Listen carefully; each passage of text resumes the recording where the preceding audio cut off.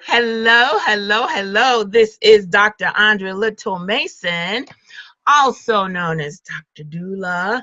And this is another Birth Her Story blog. I call them interviews, but they're really conversations with amazing Black women who I feel are just, so amazing that I have to share them with other people. Today, we have Rebecca Artis Jackson.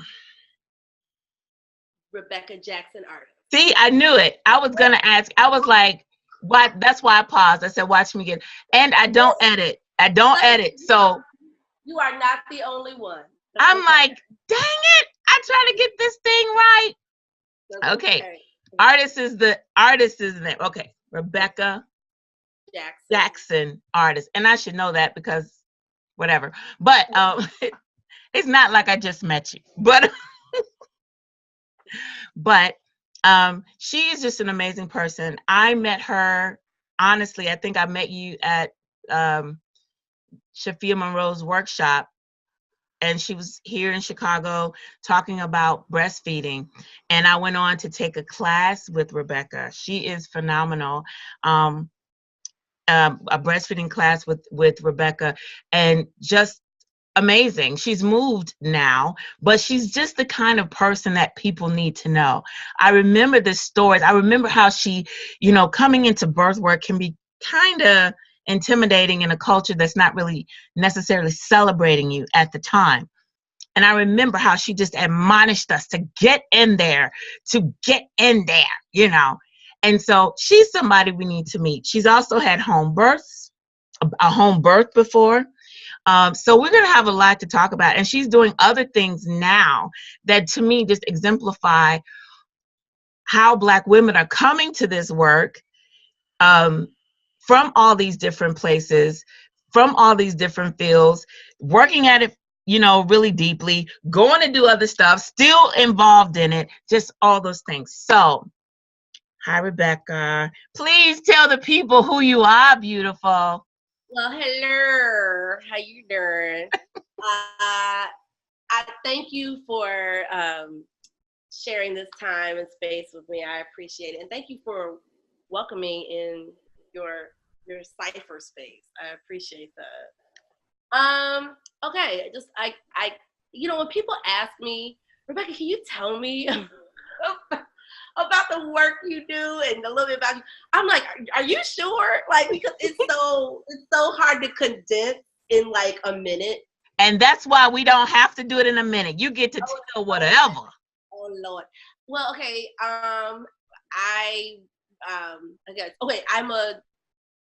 Right now I'm an actor and a writer and an actor, writer, and comedian and filmmaker and producer, and that's what I'm doing. And at the same time, I'm like low-key helping people on their very progressive campaigns, political campaigns. Yes, I have revealed that. People don't know that I'm doing that, but yes, I'm low-key doing that. Because I'm tired of talking about it, and it's time to be about it. And anyway, so that's what I'm doing. And at the same time, I low-key still help moms postpartum with lactation and with empowering them during in birth. I don't really let it be known too much because one, I don't have time to take on a lot of clients. Yeah. So it's usually old clients that like, refer me, and they're like, Rebecca, you help me so much. Come on, you have to help my sister or my cousin or my coworker. And so I do. And I think, is that all I'm doing right now? I think that's all I'm doing. I don't know. Because it's like I got so much going on right now that I'm just like, okay, I think that's it. But yeah, that's pretty much me. I'm from Chicago, born on the South Side, raised in the North Suburbs. Went to Hampton University. My husband doesn't like when I say it's the best 4 years of my life, but I'll say it's 4 of the best years of my life. I did a ton of theater in Chicago, to the point I literally got sick of And that's when you know. That's when you know you've done too much theater. Like Yes. when somebody asks you to be in their production, and this is not like. And I always tell people, I'm theater elitist. I'm a theater elitist.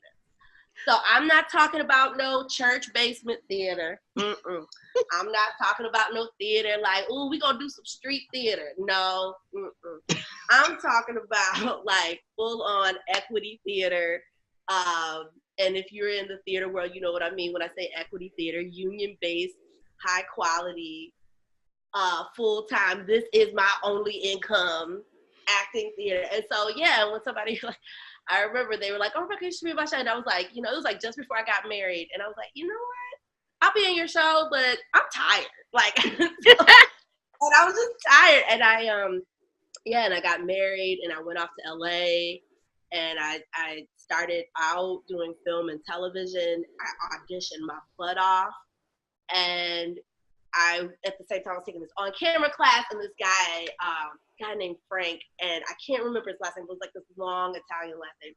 And he was like, Rebecca, he was a director, he was a commercial director, and he was like, Rebecca, you are so funny. And I was like, I'm not funny. And he's like, you are hilarious. And he kept telling me that, and it would like anger me because I wanted to be this dramatic actor, And I was like, no, I am a classically trained actor, He was like, yeah, you are. But Rebecca, you got it. Like, you are ridiculously funny. And he would just, oh my gosh. Andrea, I got so angry with him. Like, I dreaded going into his class because I'd be like, this mother sucker gonna tell me I'm funny one more time. and I would go in there and I sit there and I'm like, and here it comes. And I do something and he would just roll and laugh. He's like, see, that's what I'm telling you, Rebecca. And his brother worked for Jimmy Kimmel. Oh. And his brother saw me. And his brother was like, yeah, you need to do stand-up like yesterday. And I was like, oh, God. And so I started doing stand-up. And I was really good at it, but I hated it. And I was really good at it. And I would like do stand-up and it never failed. Like before I would leave the club, there'd be somebody coming up to me and giving me another gig. Like I would get hired like right there in the club. And then while you were here? No, this is when I was in LA. And then when I came here, it continued. Because like I remember my last gig in LA, I was like, I'm done. Like I'm done with this. Like I am a classically trained actor. Like I am not doing this stand-up filth. Like and okay, so wait, so tell them, I don't think we told them where here is because you were born and raised in Chicago. I was born and raised in Chicago and now And now, well, no, that was like when I was in LA, and then I moved back to Chicago, and then one of my and I didn't tell you guys that I ended up like being on second. I ended up being in Second City, because that's what my thing was. Like I wanted to get out of theater because I always ended up in these comedic roles. And I'm like, I'm so much more than comedy, right? And I always ended up doing sketch comedy or like when I would get into like a play, like they would always give me the funny role, right? And I'm like, no, I am not that. I want to be like raped on stage. Like I want to be raped on stage. I want to be killed on stage. Like I want to be like, like I wanted to end. And see, this is what they're talking about because they were like, no, you're the comic relief. Exactly, you are comic relief, like literally. It's not funny. Like I was like, it's not funny. So that's why I went to LA because I was like, I'm done with that. I want to recreate my career, right? And I was gonna go into these these dramatic roles. And even my camera class director was like, yeah, no. Mm-mm. So then I went back to Chicago.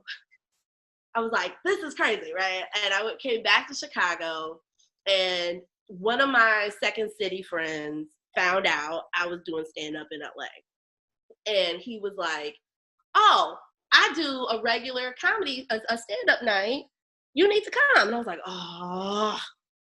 And so because he was my boy, and I really respected him, I went. And again, it was just like boom, boom, boom. Like, it was like I was just doing these gigs. And I was like, oh my gosh. And every time I'd be done, I'm like, that's it. I'm not doing another gig. And it would be like, boom. And then I got pregnant and I kept doing gigs, pregnant. My midwife was like, please stop going. And this was before the whole no smoking in clubs thing. Because the no smoking in clubs, see, this is how I know when the legislation happened in the state of Illinois. It happened January 1st, 2008. Yes, it did. And it started January 1st, 2008, because in 2007, I was in these comedy clubs, huge and pregnant. And my midwife was like, please, Rebecca, please don't go in these clubs with people smoking all over you. And I was like, but people keep asking me to come back. And they would pay me. How can you turn away $200, $300, $400? I mean, I can't, and nobody else was hiring me to do anything. This big, gigantic belly in front of me. So I was like, I might as well go. And that's why I look at this Asian comedian who's on Netflix. Was it Zhang or what? And they make now, and then the white girl who's also pregnant, and everybody's like, ooh, oh my gosh, a pregnant comedian. I was like, I was doing that 12 years ago. Like, please, like, come on now. Like, I was making jokes about me being pregnant and peeing all the time and trying to find the penis with my big belly. I was doing that 12 years ago. And it was so funny is I would get off the stage and people would look at me and they would go, oh, you really pregnant? I'm like, my belly. Like, why would I wobble on stage? Like, that makes no sense. Like, no, yes, I am really pregnant. And so I did that, and then... Wait, you know that when we are more endowed, people act like they can't see the belly sometimes. I know that. And they saw it, but I guess they thought, like, either I was super fat or they just thought I was purposely stuffing my belly, like, to have a comedic routine. And I was like, no, I'm using this, since I have this, and clearly you see it, like... And you're right. And with my first son, I really wasn't that big. Like, I didn't get that big until like probably like the last 8 weeks of my pregnancy. But I will say this, and then January 1st, 2008 came and they stopped smoking in clubs. And then I had my baby 3 weeks later. So I was like, oh, well, like that was, my son is, hopefully his lungs won't be affected too much. But yeah, and I did that. And then I became a stay-at-home mom. And I purposely, it was strategic. Like, before I even got pregnant, I told my husband, I was like, if ever we get pregnant, like, I'm going to be a stay-at-home mom. And I'm just letting you know that's what's going to go down. And he wasn't too cool with it, but he was like, well. And I did. And I became a stay-at-home mom. And I became super bored. Oh. Super bored. I'm type A. So, like, if I'm not doing a lot of things, and if the projects that I'm working on, if they don't like demand a lot of me, then I go into a deep depression. So like I started to go into a depression and I was like, okay, I got to do something. Like, and I didn't really want to go back into acting. I wasn't really there yet. So then I decided to become a birth worker. I loved my birth experience and I loved my breastfeeding experience. And I felt like there was some holes in the lactation field that were literally being purposely ignored. And I was like, I could fill them and I could piss people off while I fill them. And that's fine. Because this is not like my primary field. So like, I don't have anything to lose. So I became certified and I worked my butt off. And when I tell you I worked my butt off, I worked my butt off. So back up a little bit and tell me, so you always knew you wanted a midwife? Was that just? Oh, always. Oh, girl. Oh, yes. Okay. Let me tell you about that. Okay. First of all, I grew up as bougie as a Black person can be. Like, my mother, as much as she wants to call herself a down-to-earth sister, she was not. Like, my mom, okay, she was down-to-earth she was down to earth, but she was down to earth like strategically, like, you know what I'm saying? Like, and when it was her, like when she saw that, like, she was like, look, okay, I gotta reach these people, right? And she's like, they're not getting it. So like, she would get real down to earth then. But my mom was naturally an uppity person, and she's gonna fight me on this, but she was. And the thing is, growing up, my mom always thought natural meant country, ignorant, and just, you know, ghetto. And like, you go to the doctor, you do synthetic crap, like you know what, you know. But then my grandmother, her mother, was all about natural. Like, my grandma's like, girl, go out there in that lawn, pick them dandelion greens and come in here, we gonna make a dandelion salad. And I was like, whoa. Like, I was like, what? And my grandmother was really, she, you know, my grandmother, like, was low-key holistic. Like, she wasn't out, like, like, but, like, you walked in her house, and you would be like, what's that? What's that? Oh, that's, you know, and she'd call the herb, you know, I don't know, grandmother on the hill herb or something like that. And you'd be like, what? What's that, grandma? You know, and my grandmother knew how, you know, if I had a cold, she'd pull me and put me over a big old Dutch oven, and it'd have echinacea, and it'd have all, girl, I don't even know I don't even know where my grandmother got these herbs. Like, I'd be like, grandma, this is Chicago. Like, how do you get these herbs that grow in the Amazon, you know? Like, and grandma, like, she would have these things, and like, I would have to put a towel over my head. Yes. And and she would put a chair next. It was so dangerous now that I think about it. My grandma, how was I like 7 years old, like leaning over a hot ass. Excuse me. But like I think about that all. I'd be like, what if I had like fallen or something, that all that hot water have fallen on me? Like, that's just great. And my grandma would walk away. She'd be like, breathe, and she'd walk away. And I'd be sitting up there hot, sweat dripping.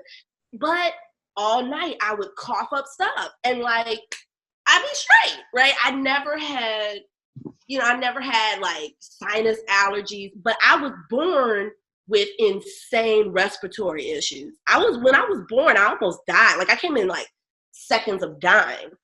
And because I was born with no nasal passages, I was born with a craniofacial abnormality. And so like, my mother had to give me like all these like things that would like, she would have to make me cry, and because literally like my sinuses and all this would like build up with like crap. And so my grandmother, when she would have me, she would just like, you know, she would just do it in a natural way. And so I had this yin yang. Yeah. Like, I had this yin yang, you know, and nothing wrong with, as Dr. Africa calls it, what does he call it? Alchemy medicine or whatever. Yeah. There's nothing wrong with that when it is acute treatments, you know what I'm saying? Like, if you're dealing with if you're dealing with trauma, if you're dealing with some stuff that's like truly emergency means, like, there's nothing wrong with that. But I grew up, Andrea, like taking pills, like just for like every little doggone thing. Like, you know, I had allergies. At one point, I was even like, I couldn't stay out in the sun too long because my lack of melanin. You know, like, it was like I would like turn into like a red sore. And so, you know, my mom, she took me off to the doctor, and they gave her some kind of salve with some steroids. And I remember my grandma was like, Becky, you ain't putting none of that on your skin. Girl, come on here. And I don't know what my grandmother did. She mixed some type of stuff, and she put it on.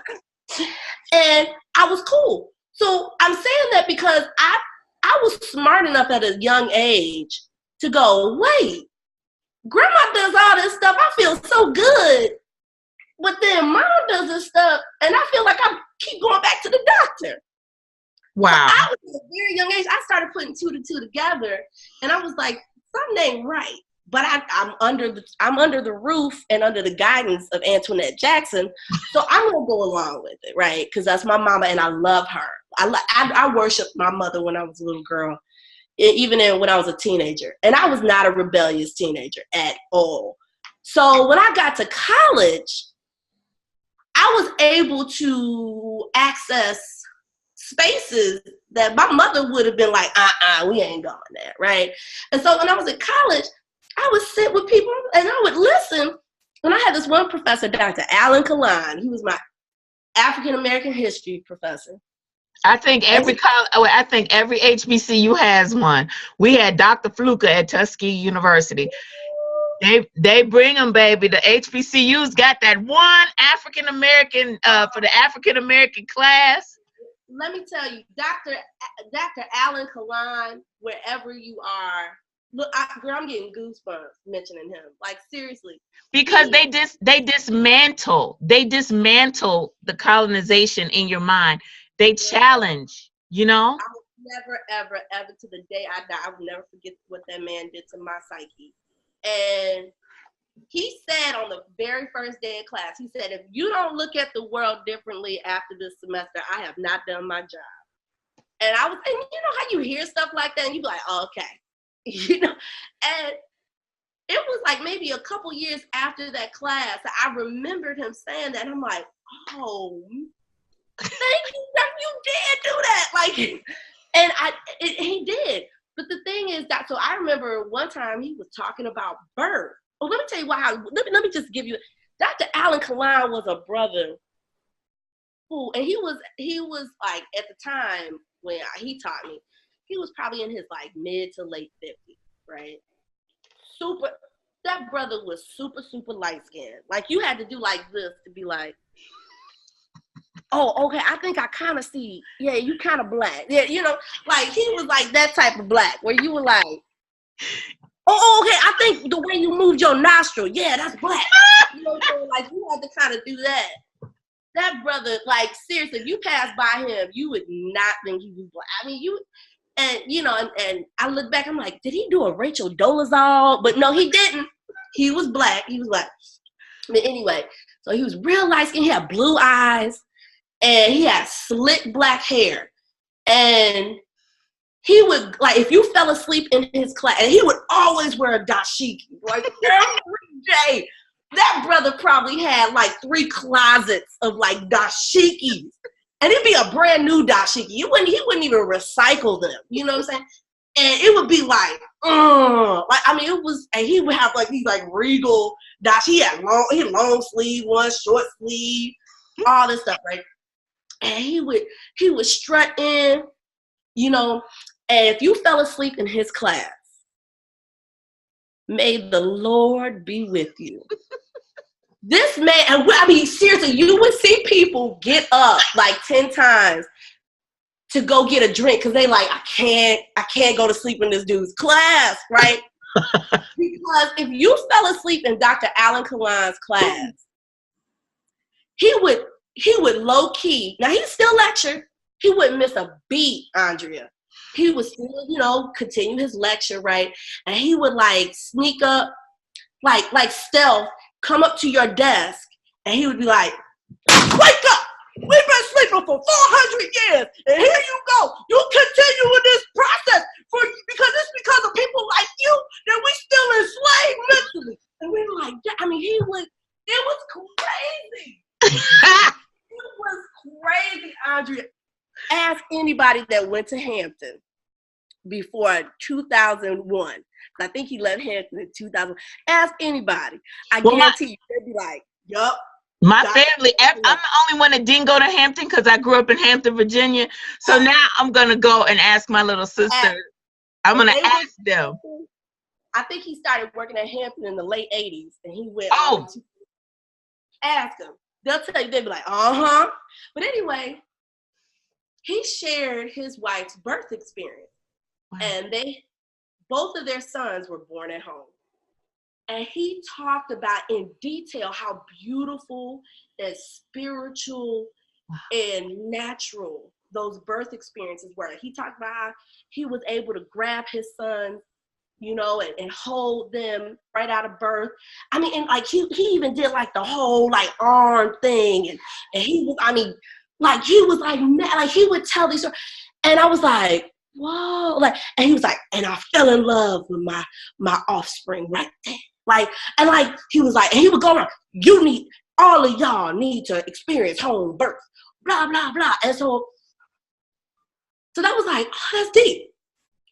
Here we go. So then I bet you remember the baby story on TLC? Yes. This was late 90s, right? Yes. The baby story was the bombdiggity.com, yep. right? Yep.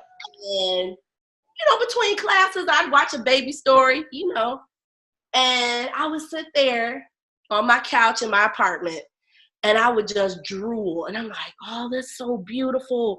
Well, because most yes. most of the births that they would show in broadcast were watch my words. Most of the births that they broadcast were vaginal births. Exactly. Every once in a while, they would show a cesarean. It was very different. It was very different back in the 90s. It was very, very different. What you saw, even as a birthing mother, I had 2 in the 90s. Very different atmosphere. It was honoring the power of the womb, and I can't. And if you haven't seen them, I can't properly describe it. But it was like I felt this energy of like, oh, I could do that, and watching that also at the same time. I don't know if you remember this. They had this show called it was about a birthing center in Miami. You remember that? I don't remember that one. Tell me. They had a show that focused on a birthing center in Miami, and it was with this white woman who didn't look fully white, but we ain't going there. But she was like, she would wear like wraps, like galas, and she was like, and she would like, they would follow the story of the parents and why they chose this birth clinic and blah, blah, blah. And they would have these beautiful births in these beautiful home-like rooms. And while watching the birth story and that show, it was confirmed. I was like, I'm going to have a natural birth, period. I'm going to have a midwife. And I'm going to have a home birth. Oh, and I confirmed that I was going to breastfeed. Now, my breastfeeding story is a little bit, because I grew up with formula around me. My little cousins were formula fed. I saw formula, and my mother was like, you're a Similac baby. And I was proud of it. Like, my mother was proud to make me a Similac baby. She was like, okay. So when I got to college and I had one break, that's why I tell people all the time, those were 4 really powerful years of my life. Yes. It was almost like the universe was like, before I send you out into the world, Rebecca, I got to rewire your brain, little child. And I went to my doctor at the time, because I was still in college. I could still go to my pediatrician. And his name was Dr. Joseph Teresi. And Dr. Joseph Teresi, oh my gosh, out of Northwestern's, used to be out of Evanston Hospital on the north side in Evanston. And I went to him one break. It was like my freshman year, maybe my sophomore year. And I said, Dr. Teresi, I want a breast reduction. So I want you to write it up so that I can get a breast reduction. And he looked at me, he said, by the way, I was much smaller than I am now, both wise, but I was still very large in the breast area, right? And Dr. Teresi just looked at me, he said, I'm going to have to say no for now. And I was like, I need you to understand who paying this bill, okay? And so I think he saw my face. I was like, what? And he said, let me explain to you why. And and if anybody who knows Dr. Joseph Teresi, they know that he is, that character on Wonder Years, that professor who talk like this, and he's talking. That's how Dr. Teresi talked. He was very monotone. Sometimes you would have to like lean in. You'd be like, what this dude saying? And here I was, this very dramatic hypochondriac patient of his, and I think he got even more low key. Like, he was like, oh, okay, let me calm down. And he said, Rebecca, let me explain to you why you never know if you want to breastfeed your children And I feel like you're too young right now to make that decision. So for right now, what we're gonna do is we're gonna hold off on that. Now, once you have your children, then you can make that decision. But I would like for you to have a decision whether or not you want to breastfeed. And I would like for you to have that decision. I know right now you think but right now, let's just hold off on that. And I was like, really? What? And he says, and this is what he said. He said, okay, since you're in college, I would encourage you to research the benefits of breastfeeding. Wow. He did whatever on my chart. He got up, he rolled out clothes. He was like, see you next semester. Rolled out. Wow. And so I was like, what? Now, at the time I was dating this guy, Sean Harrison, who ended up being like my college sweetheart. Like, we dated forever in college. And Sean Harrison was always like, I breastfed. My mama breastfed me. I'm breastfed. And I was like, shut up. Ain't nobody want to hear all that. Like, who cares? And so he was always like, yeah, I'm smart because I was breastfed. I'm not breastfed. Like, he would always drop that, like, unnecessary, like, fact about himself. And I'd be like, okay, Sean, like, ain't nobody care about this, right? So I go back to school and I'm like, Sean, let me tell you what my doctor said. Like, and so I told him, and he was like, yeah, like, it's real important. Now Sean was a microbiology major. So Sean, like, he started dropping all these things, like, the immunoglobulins in the milk and the this and that. And I'm like, okay. So at the time, see this, the universe is so doggone good sometimes. At the time, that following semester, I had to take Biology 101. So I was in this class, and this, like, real, like, earthy white woman taught our class. Like, she was like, she was just, like, real, like, she was like Birkenstock, like, typical, like, conch shell wearing white woman. And, like, she, like, had jeans that were always, they never really fit her butt right. Like, she always had, like, tank tops on that would always show her midriff. And I'd be like, is that professional? Like, I don't know if that's really professional. But anyway, but she was, like, really thorough, right? And she was really good. And everybody's like, oh, you gotta take her class. Like, she's real cool. And I remember she brought up, in the middle of semester, for no reason, she brought up the power of breast milk. And I was like, wow, okay, now this is just too much. Like, I go to Dr. Reezy, then Sean dropping knowledge on me, and then now this comes up like a month later. Okay, I gotta look into this breast milk stuff.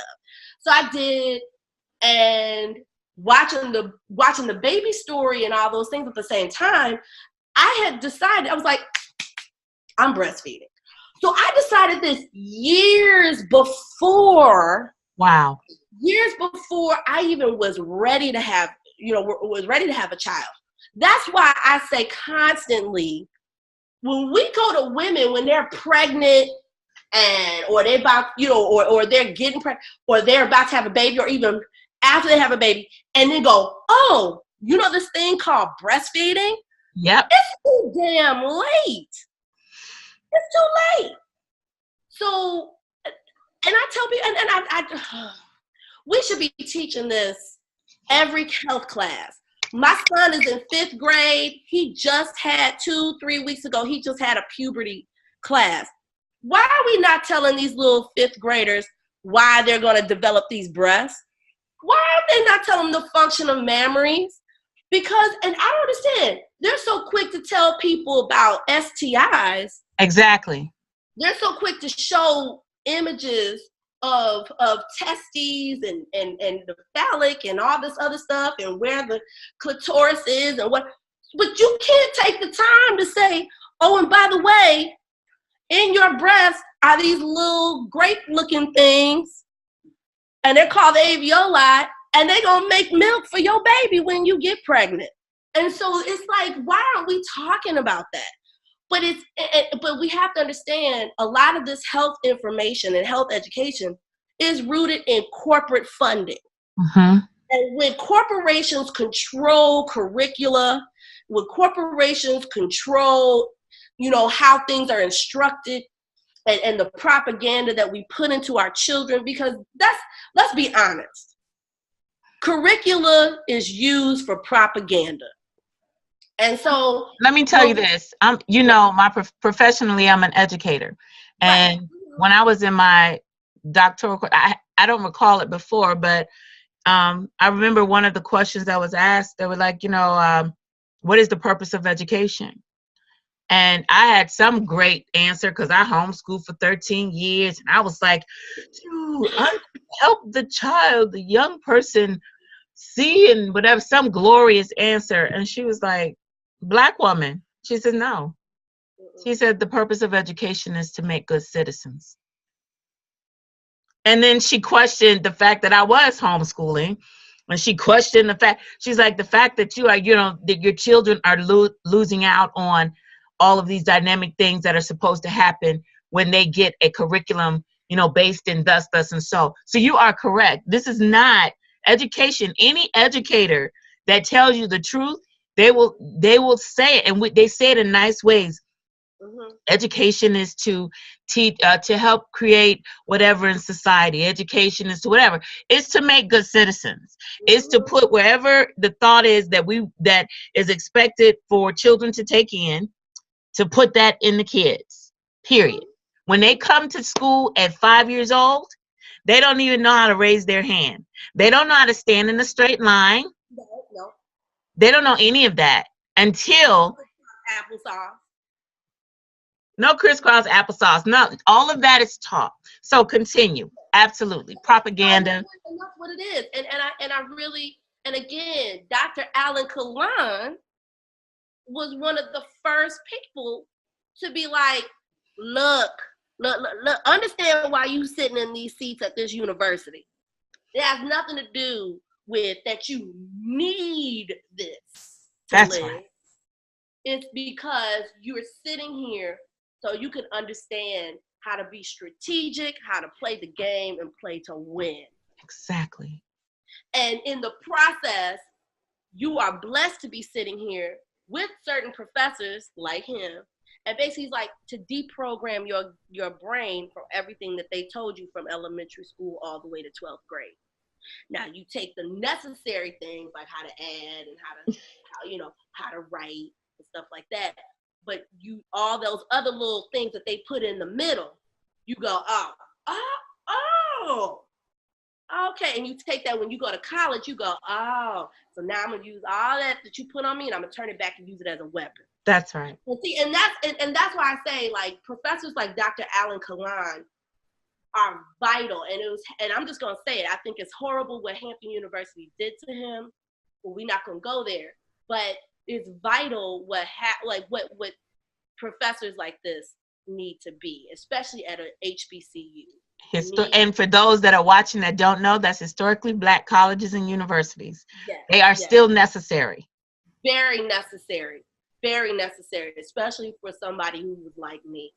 I grew up around white people constantly. I hated myself. I didn't think I was light enough. I wanted blue eyes. I wanted straight blonde hair. I thought being Black was being ugly. I thought being Black was, meant being ignorant. I was so quick to tell people that my grandmother was white. I always had to un-Black myself because I always like that gave me more merit. And it was only when I like I said, at a HBCU, I was like, to be Black means to be excellent, And then, of course, that was traumatic for me, right? Anytime, that's why this, Andrea, like when you drop knowledge that resonates with people so much that it kind of like jars them to make them go, oh my God, I got to think differently. They get angry, right? May I tell you? The first thing is get defensive, right? And they get angry and they fight it because they're like, what this means is I'm going to have to admit that I have been lied to. I'm going to have to admit that I've been lying, and I'm going to have to change. It's so true. And Andrea, that's scary as hell for a lot of people. Let me tell you, you've always been that to me. You just don't know. Like you seem to like you specialized in being the jarrer. Like you knew. I know. And you know what? It took my husband to point that out to me. He said, Rebecca, people have to take you in doses. And I remember when I was like, this mother, what? What the doses? Then that's your problem. Because I'm cool, right? And then I had to think about that. And I thought about that for years. You know how your husband tell you stuff and you be sitting on it and like you be like, I want to argue with him, but I'm not, because I know this is not really an argument. But at the same time, like it pissed me off. I want to let him know it pissed me off from 4 years ago when he said that to me 6 years ago. And it's doing this, right? And then when I sat in, and then I came here to North Carolina.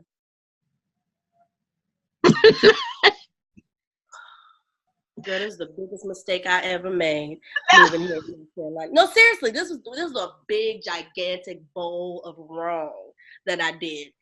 And I came here, and the first year that I was here, Andrea, I never saw so much of this. Girl, it was this. It was the concept, and I was like, what is this? What is this? What are you pushing down some type of air? What is going on? Is there a fly in the room that you gotta gently sway away? What is that? And they would follow it by you. Or tone it down. And I was like, and then I was like, okay, so let me dilute myself. And girl, I went into a deep depression. Yeah. So for this year, I diluted myself. And I did the stupid thing by giving people only doses of who I am. But here's the thing. I sat with this amazing Babalawo, Baba Ifani Akintunde Ashe. He now is an ancestor. And this brother, he looked at me. And girl, I didn't tell him nothing but my name and my birthday. And this brother, I mean, he was like, girl, he started throwing stuff. And he started like, girl, and he started, woo! And he looked at me and he said, stop diluting yourself. Wow. He said, you're not being your full self. You're being a 2 when you're an 11. I said, what? What's that mean? He was like, you're acting like a 2, but you're really an 11. Wow. And he was like, okay. I said, Baba, you're going to have to explain that to me, please, because I don't. And if people can see me now, like, I always have something to say. Like, I have, because I grew up with Philip Jackson as my dad. And my dad taught me to always know your stuff. Know your stuff and know it so well that you could just come back at him. You know, and I've always been like that. Well, I sat with this man for 4 hours, Andrea, and I probably said all of 10 words the whole time. I had a headache at the end. I remember I went home and I drank so much water, and I was like, I didn't even have dinner that night. Like, I just went to bed because I was like, what? Girl, oh my gosh. Like, it was like,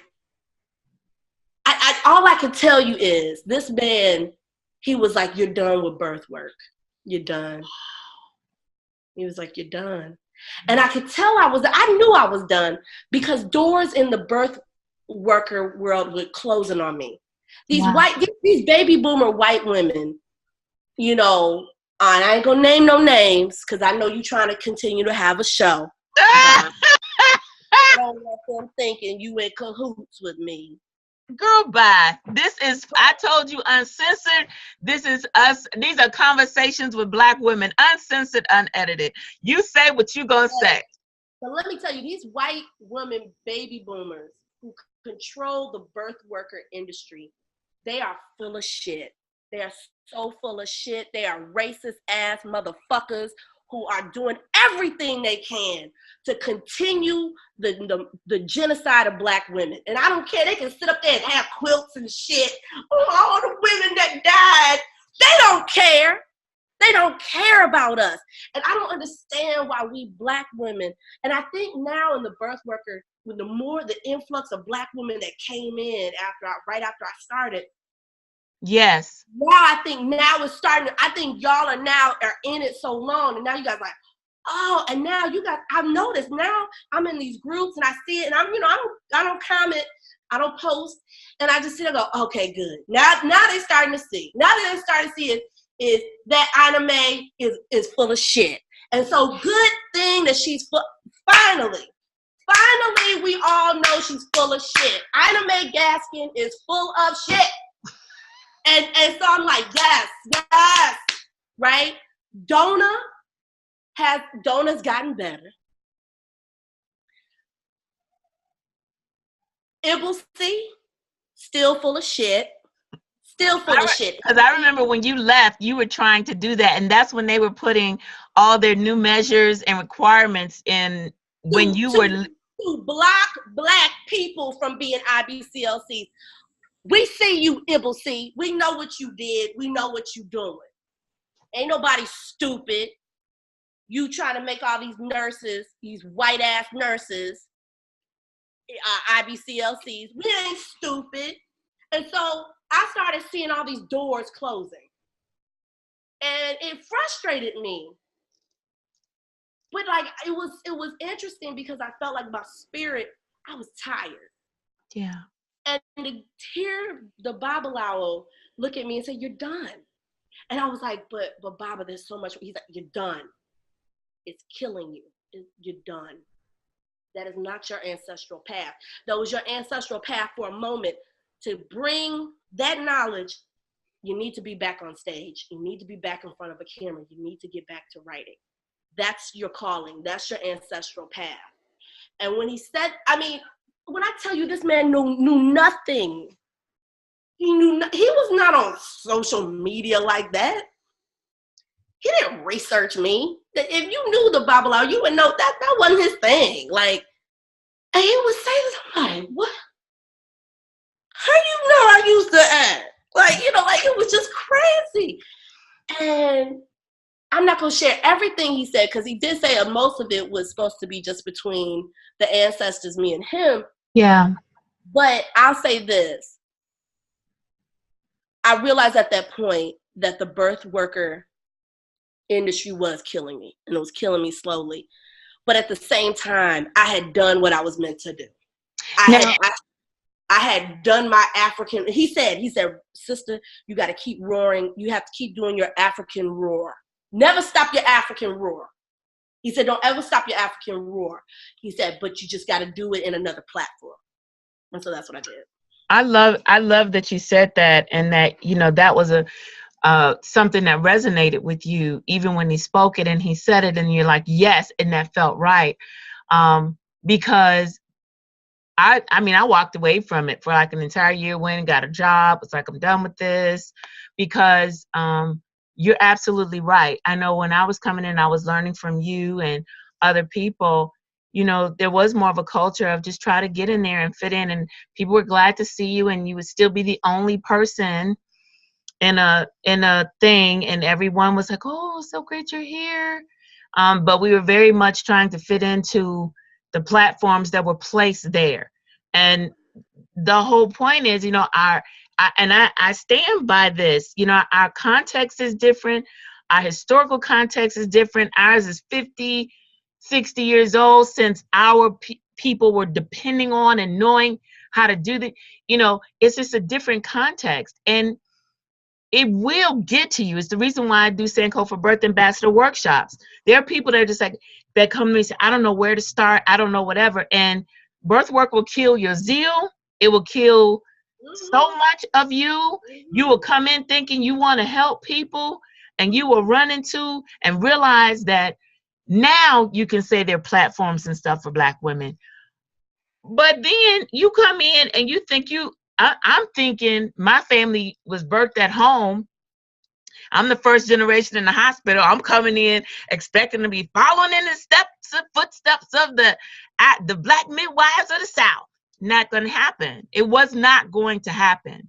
And it was just so frustrating. And I just personally want to let you know how grateful I am that you were where you were, because let me tell you something. Oh my gosh. I not only just in the context of birth and breastfeeding and stuff like that. I remember when you said to me once, this was after you had left. I think I had come back to see you or something. Come to see you when you came in town. But there are things you always just pop stuff off, and it'll be something that will inform my thought. I'm gonna tell you the first thing I remember, but the second thing I remember, you were talking about someone that told you about. I said, what is the likelihood? We see men in in math and sciences. He said, well, you were like, well, what reason would men have had to know the sun and the moon and the cycle of the moon and I'm just sitting there like, and you told me who you heard it from. You always said, yeah, Dr. Commendate. He's my mentor. Yes. Yeah.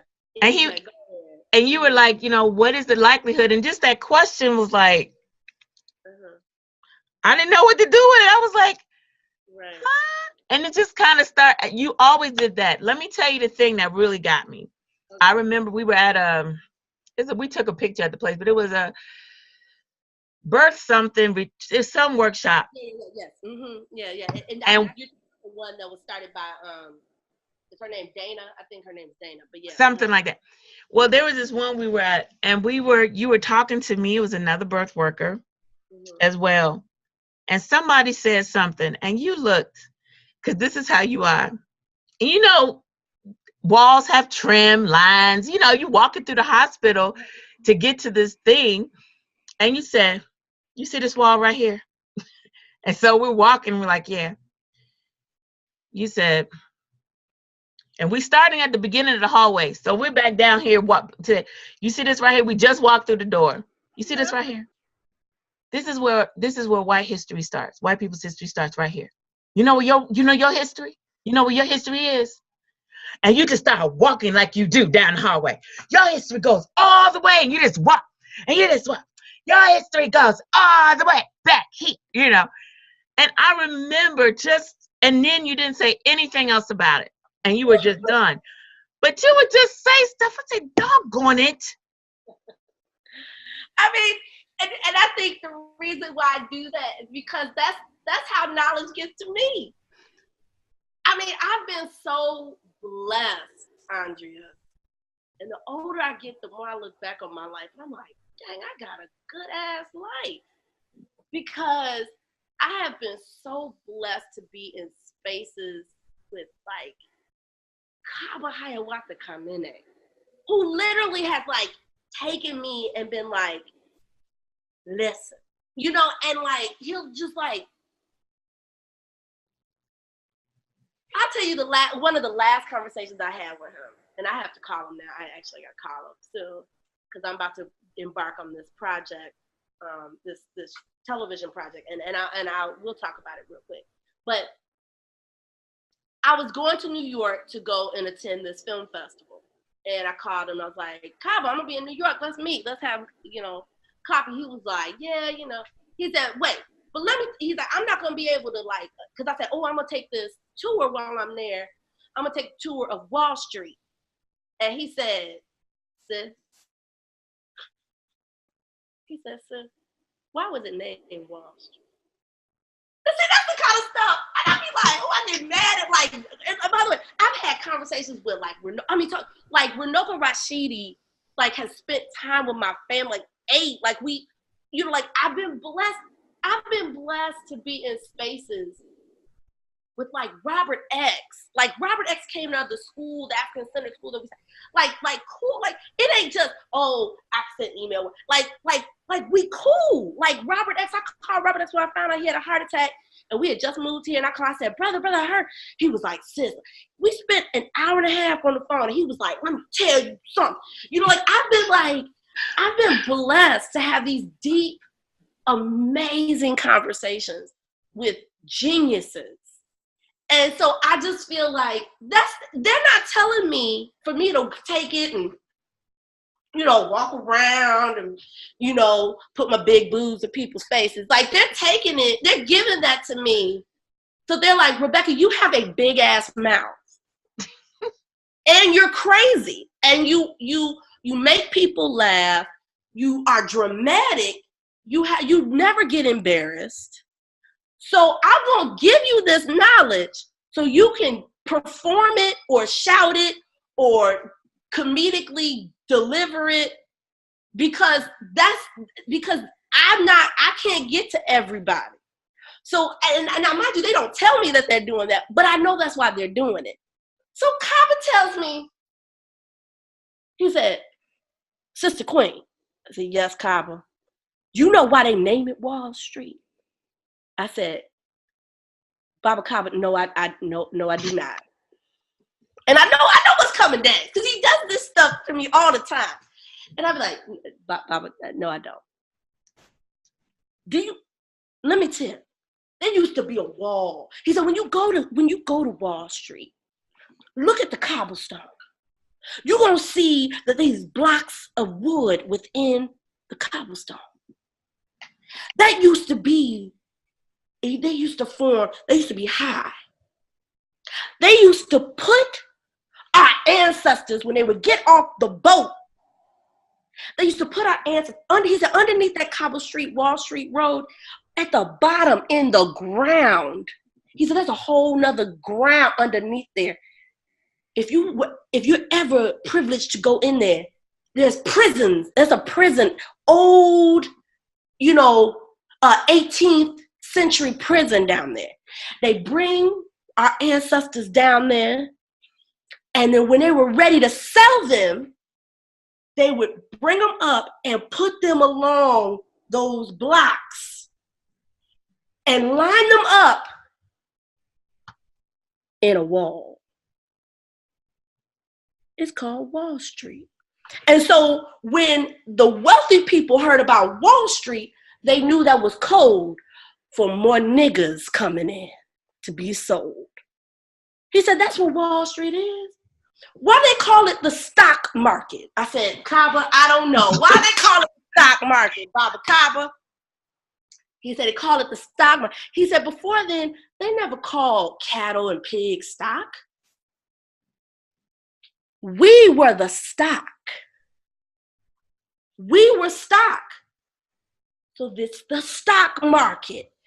And we are the foundation to the United States economic system and capital. So when they say stock market, when they say Wall Street, we need to be like, you're welcome.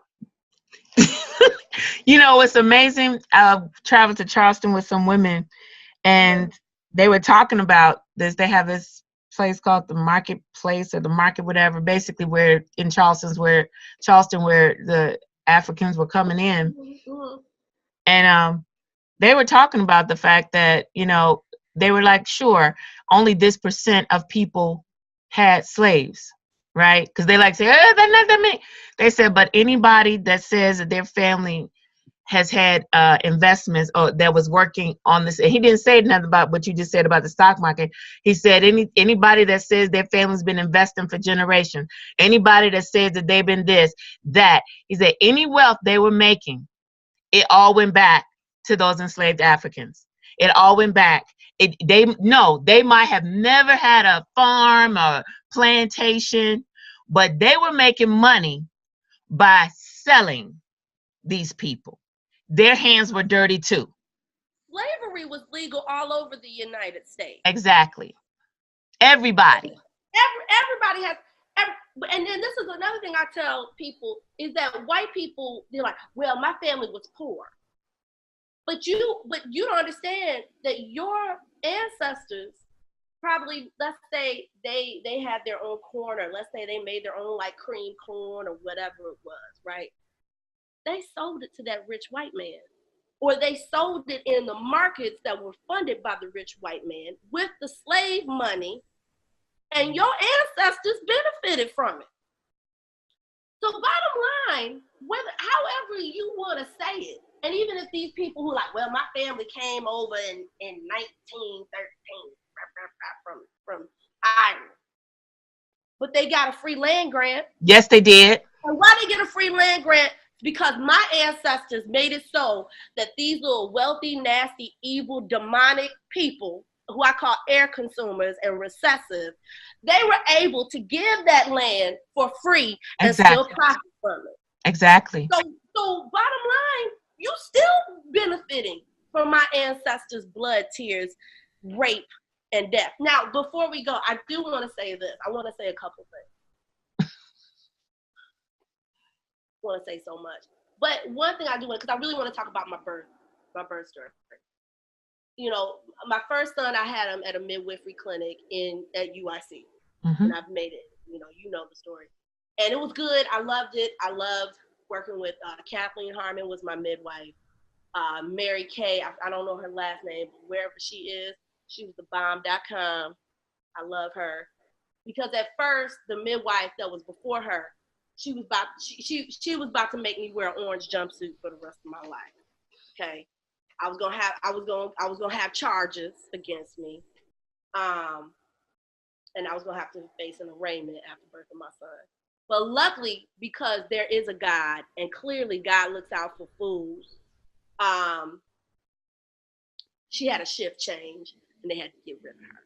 And then Mary Kay came in like an angelic figure floating and was like, I've been a home birth midwife for 25 years. I get what you're trying to do. I'm going to leave you alone. I was like, what? So it was this beautiful, wonderful experience. After that first midwife left, but it was because I didn't want to stint. And I told her, I said, I don't want to stint. Why? This is the first midwife. I said, she was like, why? I said, let me ask you this. What, aren't you trained to put a stent in a patient, like in an emergency situation? Yeah. Well, why would you want us to put a stent in an emergency situation? I said, because you can do it. Unless you questioning your capabilities and your training, you can do it, right? And you can do it correctly, right? Yeah. I said, what would you do? I said, don't you put stents in people coming in with heart attacks? Yeah. I'm not having a heart attack. I'm not having a medical condition. I'm doing something that's naturally meant to do. I'm meant to birth. So I don't want to stent.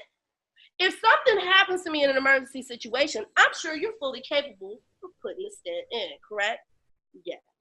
Okay, so I didn't say this, but I wanted to get the fuck out of my, but I didn't say that. I said, okay. And I looked at her like, and she rolled out of the room, right? And I think she knew at that point. So, I mean, next thing was the monitor. I don't want a baby monitor. Why you gotta monitor the heart rate? I'm cool. I feel the baby dropping. I feel everything is good. I don't want a monitor.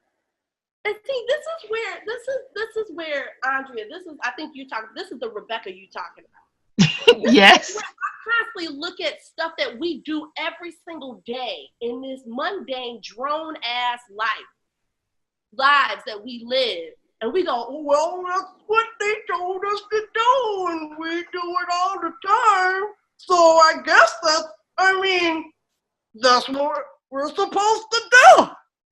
And we just do stuff. We don't ever take the time to be like, why? We don't ever take the time to be like, okay, wait. There are women birthing, plenty of births, on these indigenous islands in the middle of the Pacific Ocean. Yes. They eat fish all day long. Yes. They eat fish constantly. And they way healthier than us. Why can't I eat fish when I'm pregnant? Oh, is this fish not real ass fish? Or are you just telling me shit because you want to sit up and be like, I'm giving you a list of no's. You know, I mean, what are we, like, where are we in this? Why am I the only one sitting there going, well, why can't I eat fish when I'm pregnant? would go to my healthcare provider and ask these things, they'd be like,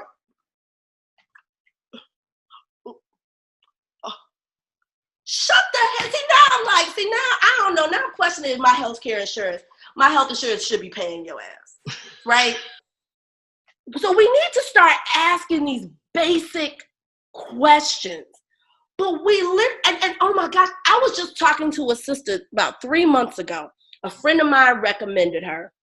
She called me and she led the conversation, Andrea. This is when I should have got the hell off the phone. Oh my God. She led the conversation with, I'm scared to give birth. And I knew, I said, shit, I'm going to be on this phone for 2 hours. Yes, ma'am. Yes, ma'am, you are. 2 hours because I'm going to have to undo all the bull crap that people have told her. Yep. For 30-some years. Yep. It's not my responsibility. How do I do this over the phone when this sister's in several states away from me? I can't be face to face with her. She doesn't have an iPhone, so it ain't like we can do FaceTime. Okay. So how do I do this? Okay, let me. That's right. Time to some heavy lifting. That's right. And I said, sis, tell me about your childhood. She was like, what? I said, tell me about your child. So I had to go back. Like I had to make her unpack, like open the suitcase, unpack. And it was a big ass suitcase. It was some old stuff. I mean, it was some makeup that had been turned into powder. Like her white shirts were straight up yellow. You know, she had some lace in there that falling apart. It was just horrible. It was horrible. But then she didn't even know she had a damn suitcase. That was the crazy part. And she was like, and I could tell even toward the end, she was feeling real uncomfortable. And I said, let me tell you something, sis. You can never, ever, ever be excellent and be comfortable. Excellence and comfort do not equate. I'm telling you right now. And if you think being comfortable, putting your legs up, putting your hands behind your head, and you think excellence is gonna come, honey, I'm telling you, you will never be great. And I don't understand this thing about, and Andrea, I don't know, maybe you can enlighten me.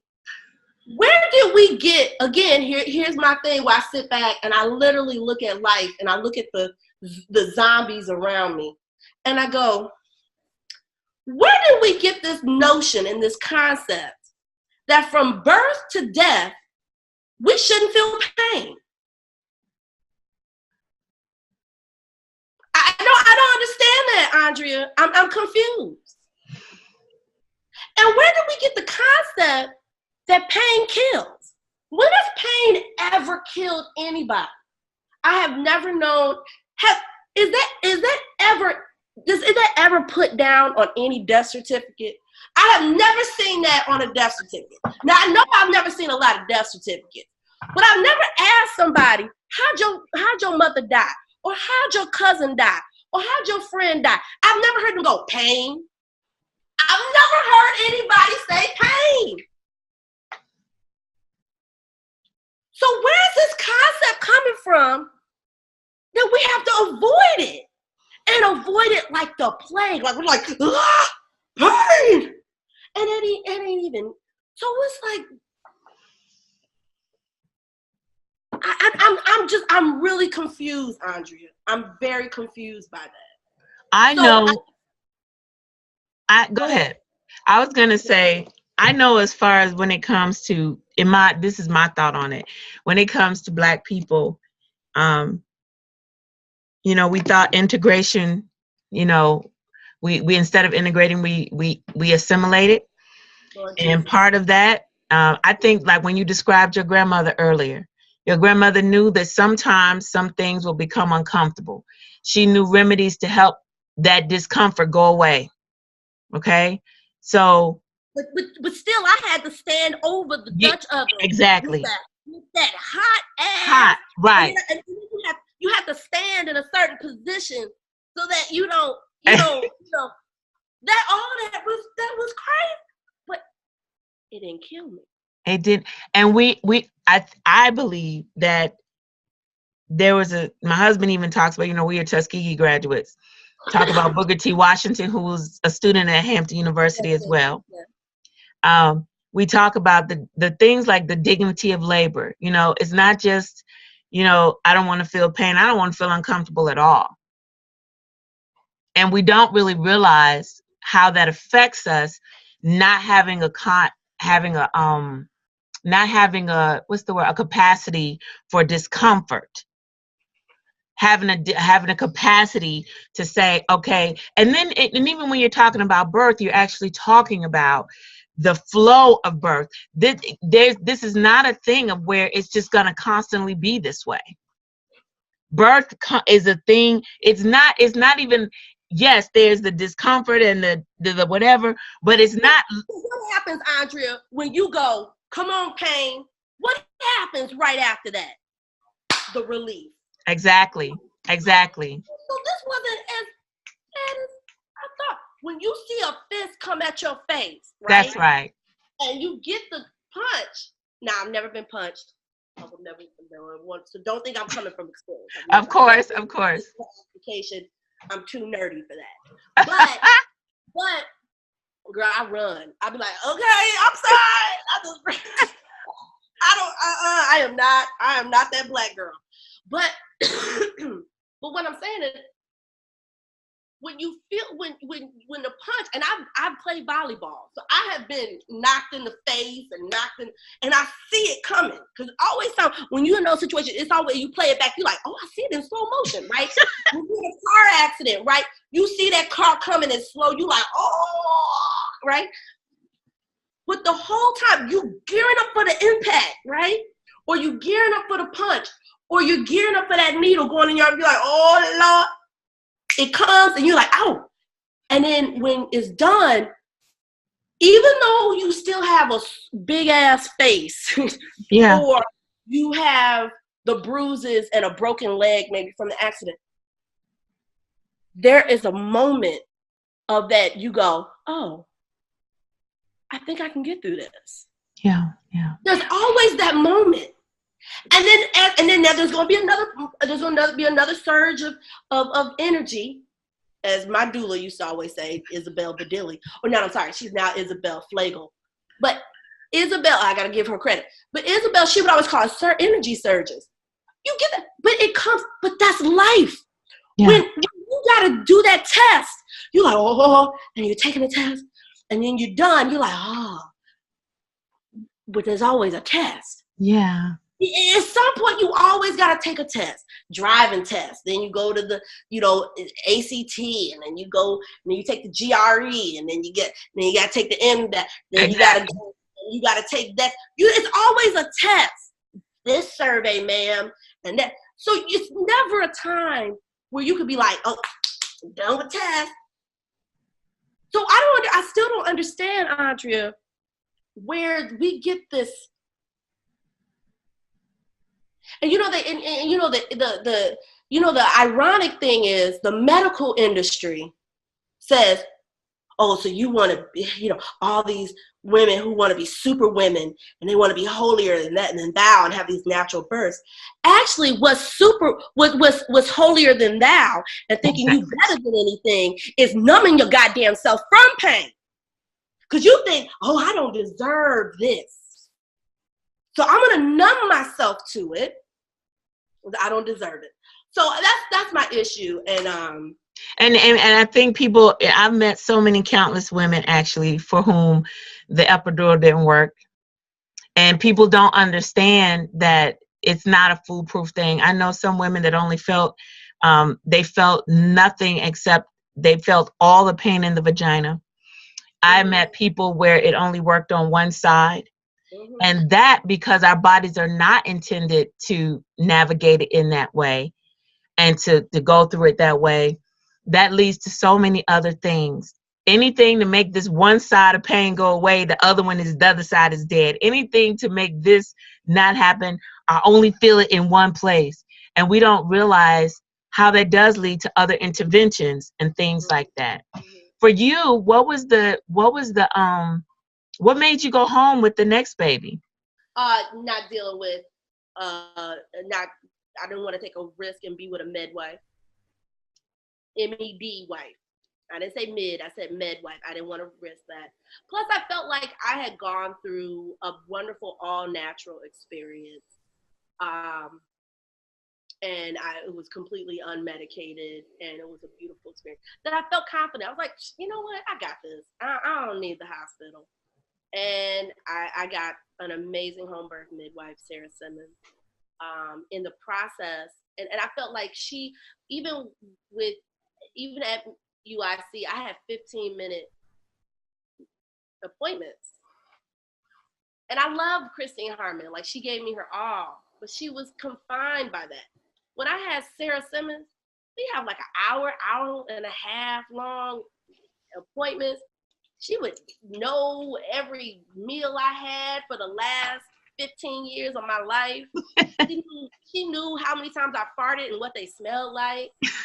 You know, she'd be like, and make sure the next fart smell like, Greek yogurt, and like, so it was, it was this intimate, like, she was like my girlfriend, and it was, I remember going like, I was waiting for her to be like, get out of my house, but she never did. She'd be like, okay.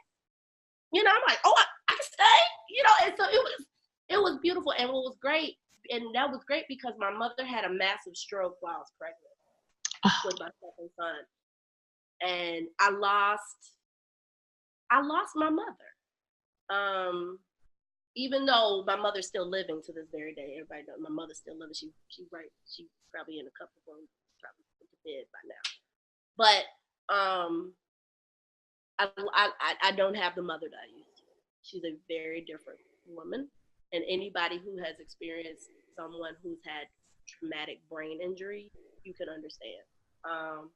She's come a long way, but she is not the woman that she was, and she definitely wasn't the woman that she was while I was pregnant with Jack.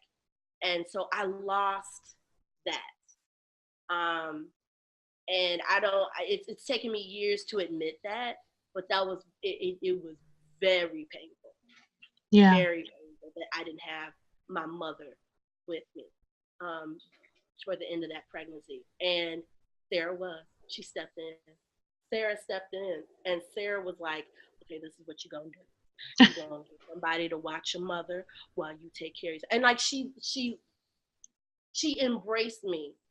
And I'm like, how do you have time for this? Like, you birth like 1 million children a day. But she made sure she was there for me. And that's something that I really appreciate and love and honor and respect. And was yours a water birth? It was supposed to be a water birth. It was supposed to be a water birth, right, babe? It was supposed to be a water birth. But Jack, he was not waiting for anybody. Jack was like, I'm coming. And I mean, I'm coming right now. So Jack was a 2.5-hour labor. Wow. Yeah, and I wasn't ready for that because my first son was 24 hours. But I was thinking like, oh, we got time. But like, it was like after 30 minutes, I was like, maybe we don't have time. And so I called Sarah again. I was like, Sarah, you need to come now. She's like, are you sure? I'm like, yeah, you need. And so literally by the time Sarah walked in my door, head was there. And he was ready. So, and Sarah, and it was so funny, it's like, she walked in the door, my water broke, right? And I was like, okay. And Cranston, in his very like smooth, Cranston, chill, zen way, that's my husband. Yes, he is. He got everything together. And girl, it was so funny because, gosh, I love my husband. Because it would be like, because we didn't plan it, but we had and I had everything in the corner, but we didn't plan anything. And so I would close my eyes and I'd open and something else would be set up.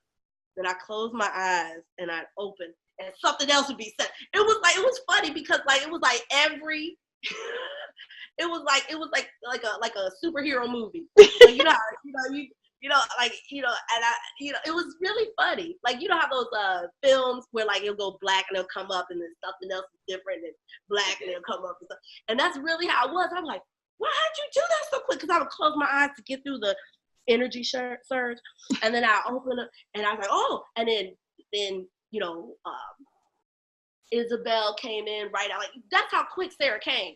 Sarah lived further away than Isabel, but Sarah got. And as soon as she walked in the door, I was like, shh. And I was like, oh, okay. I was like, oh my gosh, because I remember that's how my first son was born. It was all this labor for 24 hours, and then his head came, his body came, right? And so when I said, I was like, oh, this is so quick. And so Sarah came in, and I heard her talking to Crass, and I'm, you know, because she saw the water, right? And so she walks in, and she kneels next to me. She whispers in my ear. She's like, Rebecca, now I know you really want a water birth, and I wanted you to have one. But this baby is coming really quickly, and by the time we set up the birth tub and warm it up, he's gonna be here. So I'm sorry, we can still have a wonderful birth experience and everything's gonna go really well. Okay? And I was like, okay. Oh, I wanted my water birth so bad. But that little Jack. How did Cranston feel about the home birth? Was he on board?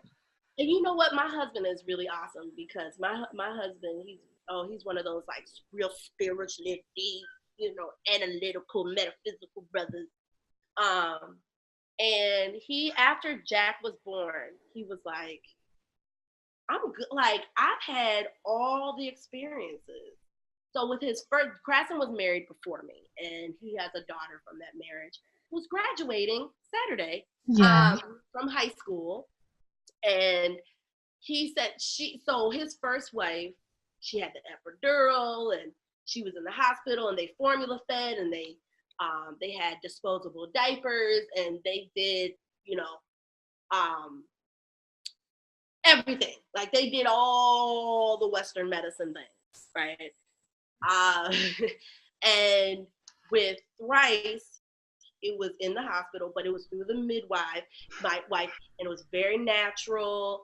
And he said the lights were low and everything was real quiet. And it was this very intimate experience. And I breastfed exclusively forever. And we cloth diapered. And then with Jack, he had this home birth. And Sarah was real slick with this one. She didn't tell Cranston, but literally, like, right as Jack is coming out, and I was about to grab Jack, and she goes, would you like Cranston to grab him? I was like, yeah. And she turns to Cranston, she's like, Cranston, come here. You're down. You're gonna grab the baby. And Cranston's like, no. And she's like, you can do this. And girl, she formed his hands. She was like, you can do this. And he was like, oh, okay. And he came. And so Cranston was like, to go from his first child's experience all the way to the end, being in our living room and pulling Jack out, he was like, it was amazing. And he was like, so he can say, and that's why sometimes he would come to my breastfeeding classes or my birth worker events, and he would say, I have seen it all. You know, so I know what these different phases are. And I can tell you what comes after it and how things result very differently. So yeah. He lied. And I'm trying to be very careful with my words because I remember when India was very little and I would bring her to all these breastfeeding conferences, you know, and pro-woman and womb energy, and you know, and she would see me pull up my shirt and nurse my, you know, and they're her brothers, and I bring her, and she would be around all these women like, yes, woo, our vaginas, we own them, woo. Yes. And I would bring her around these things. One, because I didn't have a babysitter, and two, I would bring her because I knew conversations weren't being had in that level. Yeah. And so at one point she was scared to get her period. Like she was like she would say it and she would start crying. And I was like, oh, we got to change our energy right now. Cause there's nothing wrong with getting your period, honey. So I had a whole conversation with her about it. And so I would bring her to these conferences with me. And I remember one day driving back, and I think at this point she was pretty much a pro. Like she knew to bring her little coloring book. She knew when to tune in and when to tune out. And we were driving back, and she said, Rebecca, I wasn't breastfed. I said, no, you weren't, sweetheart. And she said, does that make me a bad child? And I said, no. Oh my God, no. I said, I wasn't breastfed. I'm not a bad person. I wasn't a bad child. And so I realized I had to watch the way I formed my words and the way I talked about birth empowerment and breastfeeding empowerment. Because there are mothers out there and children out there and people out there who have never experienced, who weren't birthed in a natural form, who weren't breastfed, and weren't even reared in a very no processed sugar environment, you know? And I don't ever want them to at any point think, am I not right? Because I've been in those situations. I've been, and as a Black woman, we always are in those situations. Like, well, am I not beautiful? So I don't ever. So of course we had when we got home, I had to sit. I'm like, okay, now remember what you asked me in the car. Let's go back to that. And so we had to. And so luckily now she's 17 and going off to college in the fall. She realizes oh, I get it. I get it, Rebecca. I get what happened in the process. I said, your mother was an amazing mother, is an amazing mother, great mother. Because India is amazing, and Tiffany did an amazing job, as a mother. It's just that we just have to watch how we do that. And so that's why I'm really careful about how I talk about my birth experience and how it so much empowered me. Because truly, I saw God in both my birth experiences. Wow. And I knew it. So before I ask you about all the wonderful things you're doing now, as you said, that birth part of you, that part of your existence has kind of moved on. It's a thing that impacted. It's anybody here in Chicago knows, and other places, but Chicago, you cannot talk about breastfeeding and you cannot talk about Rebecca and people not know who you are talking about. Shut up. No. It's the truth. Unless they just had a baby. If they were here when you were here, honey, legend. But I do remember that you... Honey, she's exaggerating. Please, don't listen. Okay, just try it. Yeah, just try it. I do remember you saying you've talked before publicly about the challenges. I don't know if you said you had challenges breastfeeding, but you talked about those who come from abusive situations, because that was part of your experience. Could you just kind of speak about whether it's your experience or just some words to women who come from that place, who have had experiences with their breasts prior to birth, that make them say, not for me. Breastfeeding, I could never. Right.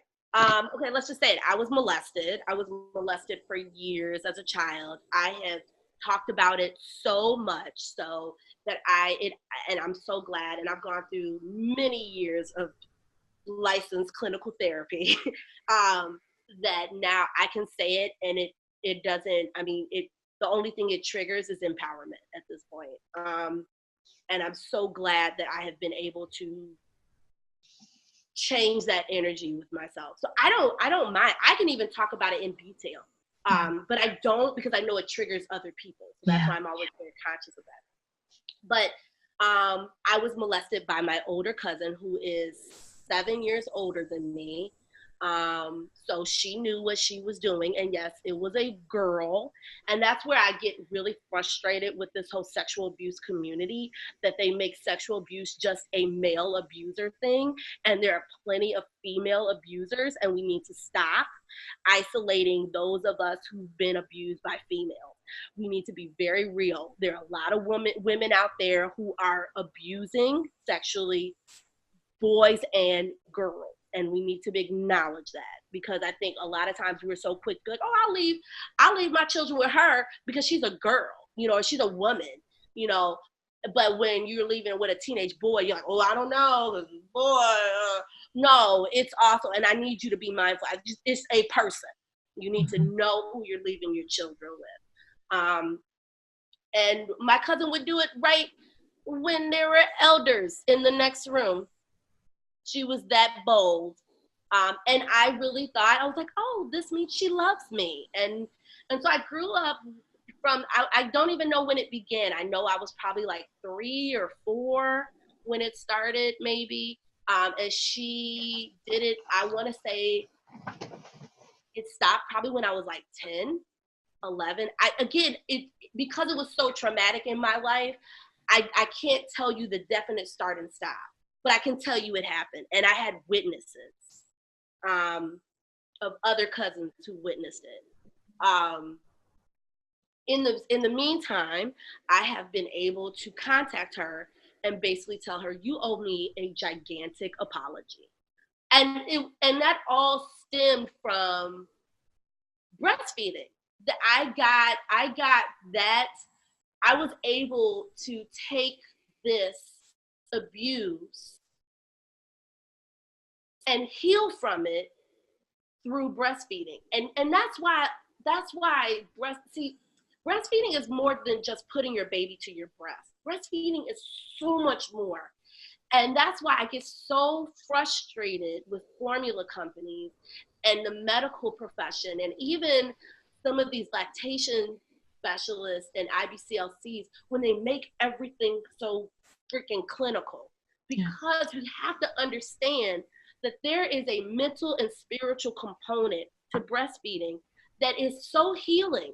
Anyway, so yeah, I remember the first time that, and I wrote a blog about it, I guess blog on lactating, which is Alita Kalma's blog, and she asked me, right, and I said I'll write about my molestation experience. She was like, great, and I did, and it's all laid out in that blog. But what I said was that blog post.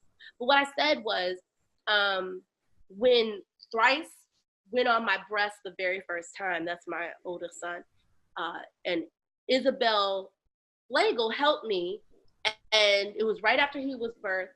And I remember being like, wow, like this is so amazing. But at the same time, like right after I thought that this is so amazing, boom, the devil kicked in. And I remember going, oh my God, everybody can look at my breast. Now, for a lot of people, they're like, yeah, that's everybody. Like everybody thinks that. It was on a different level. It was like, oh my God, like these are bad, these are evil, these are awful. This is something that I've never really been comfortable with, because these were violated from the very beginning. And so I went on for the next 2 or 3 weeks having insane breastfeeding problems.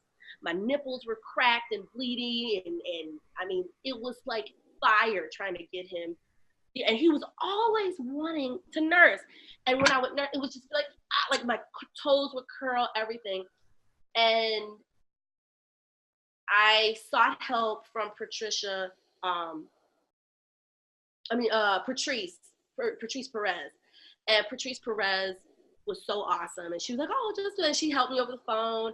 And I started to be like very mindful about my latch. Things started to get better. But in the intuitive person I am, I don't ever let issues come into my life and I'm like, oh, it's over. Because I know that it's going to come back if I don't deal with it, if I don't break them down, if I don't analyze them. And like, why the hell did I go through this? Now, through that 3 weeks of hell, I literally did not want to nurse my son. And I remember through the process was going, I don't want to nurse him. I can just hold him, but if I hold him, he's going to want to nurse. And I'm like, but if I nurse, like, and for a second I was like, but he's putting his mouth on my breast. How sexual is that? Is that a sexual act? Like, I was like going through all this, right? And all along, like, I was suppressing that. I was like, oh, Rebecca, let it go. Like, this is what you're supposed to do. Like, it was an insane cycle of this. And you know, that newborn nurses all the time. So I'm constantly having all these thoughts of connecting. And I was like, I don't understand. So after the 3 weeks, when things started to get better and heal, I was able to like relax and go, wait, what was going on? Like, what? Let me unpack these feelings I felt. Why did I want to hold my son? Because that ain't normal. That ain't right. Why did I get angry with my son every time he showed signs of feeding? He's a baby. How are you gonna get upset with a 10-day-old? Be like, you know, what is that? And so I started to look at it, and what it was, I didn't want to be intimate with my son.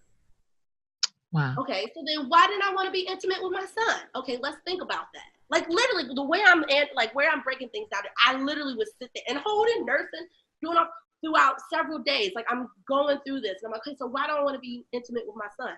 Why have I not bonded with him like this? Why am I not in this crazy love with him, right? That everybody talks about. And so I had to think about it, and I was like, I don't like to be touched. Okay. Now, mind you, I'm 30 years old. I've never analyzed this shit. Like, right? I've had boyfriends be like, I don't understand. You don't like the whole hands. I don't understand. And I'm like, oh, shut up. Oh, my God.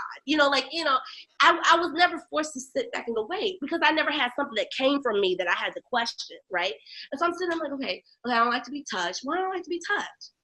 Because I don't want people...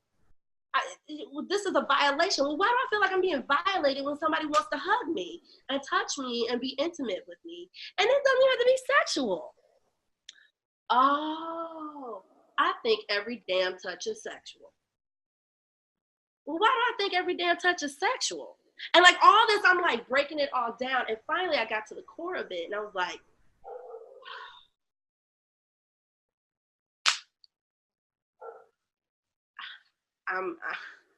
I was abused and I never healed from it. And I constantly question whether or not I'm to blame. Maybe I was stupid or, okay, I wasn't. Okay, I was just 5 years old. Okay. And then you got to break down that. And then you're like, okay, but why didn't I tell my mother? Why didn't I say anything? Does it mean I'm stupid and I wanted it? I thought I liked the attention. Does that make me a bad person? No. Okay. So like I had to go through all that, Andrea. And then finally I got to the point where I was like, okay, Rebecca, I forgive you. And I remember this was probably like a week. This was probably maybe a little less than a week later. And I remember like my son was on the couch next to me asleep. And I was sitting there thinking, and I didn't have nothing on. I had clothes. Like I didn't have the television on. I didn't have the radio on. I had my laptop on. And I was just in this like apartment. And I just said, Rebecca, I forgive you. I forgive you. It's okay. And I broke down crying. And I was like, oh my God, like I didn't know. Like, and I just got this anger. Like this anger surged up. And I was like, okay, so this is my next step. Now I gotta deal with it. And I acknowledged that. I totally acknowledged that in that point. And after that, breastfeeding was like so easy. I can't even, like, I would pick him up even before he gave me signs of feeding. Like, I held him.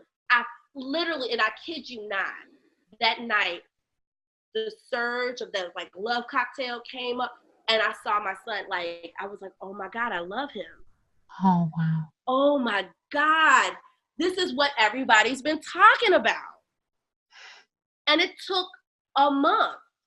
It took a month. And I was like, and after that, I bonded with my son so well. But it was doing that work. And I think, and I want to say the reason why I was able to do that work, because I have been going to therapy since I was 12 years old, Andrea.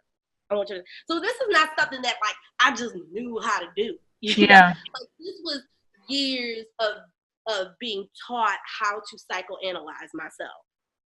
And this is like I said, sitting with master teachers. You know, this is with sitting with sisters who, you know, be like, honey, you know, this is with my grandmother who would tell me,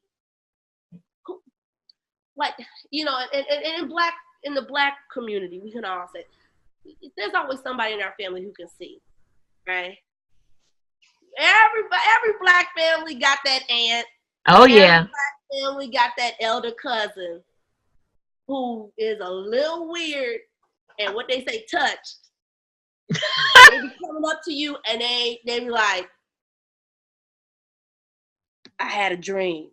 I had my dream. And you be like, oh Lord, she had a dream. Somebody about to die. You know, and stuff. Or you know, my hand itched. You gonna get some money. Some money. You get a job. You be like, oh my gosh, Aunt Bessie told me her hand itched. That's what she told me. So like, I came from a long line of Black intuitive people. My mom is intuitive. She would have a dream. My Aunt Gladys, she would have dreams. My grandmother, she would see stuff. My grandmother would see stuff. And she wouldn't tell us till like 3 months later. She'd be like,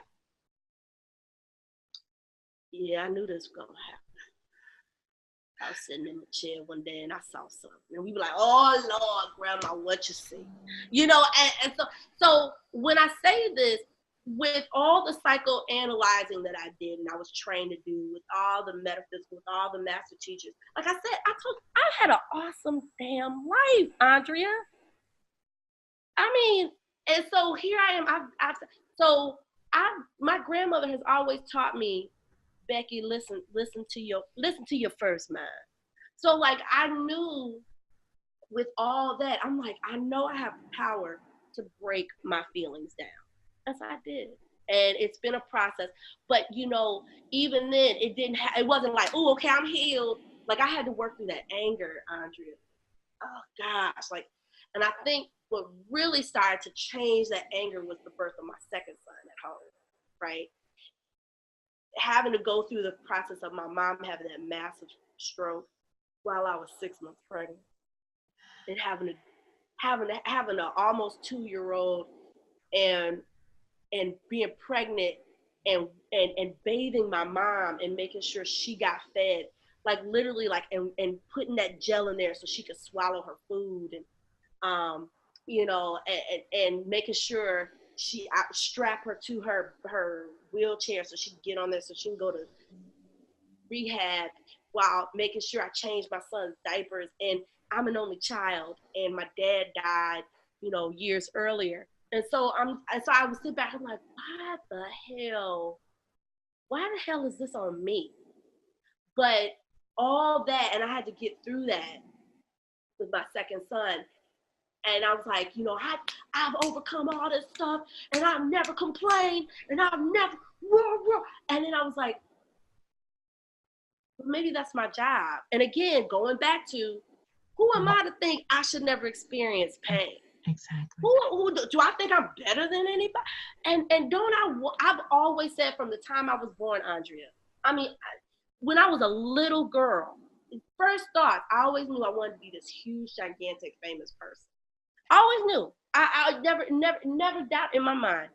Always knew I was going to be on massive stages and do amazing things on film and television and theater. Yeah. I always knew. And I always wanted this big, and I wanted to like impact the world. I would always say things like, when your teachers ask, what do you want to do? And go, I would stand up and be like, I'm going to be a super famous person that's going to change the world. And I would always say stuff like that. I always said, and I remember this girl, I'm not going to say her name because she's my Facebook friend, but she was from middle school, and she was like, everybody gets famous. And why would you think, how hard it is to be and I looked at her and be like, oh, this trick don't know me.